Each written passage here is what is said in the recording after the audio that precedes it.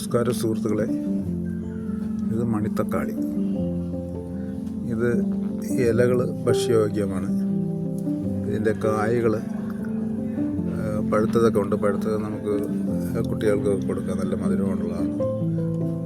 മാത്രമല്ല ഇതൊരു ഔഷധ ഗുണമുള്ള ഒരു കായ്കളാണ്. ഈ ചെടിയെ മൊത്തത്തിൽ ഔഷധ ഗുണമുള്ളതാണ്. ഇതിന്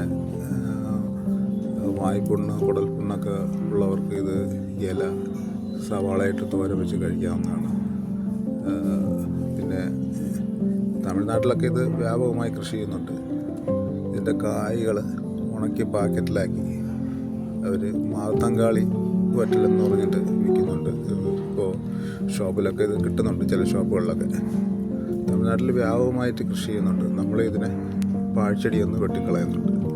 പക്ഷേ നല്ല ഔഷധ ഗുണമുള്ള ഒന്നാണ് ഇത്. ഞാനിത് ചെടിച്ചട്ടിയിൽ വളർത്താൻ വേണ്ടി കുറച്ച് വിത്തിട്ട് മുളപ്പിച്ചിട്ടുണ്ട്. അപ്പോൾ നിങ്ങൾ ഒന്ന് ശ്രമിക്കുക. Okay, thank you.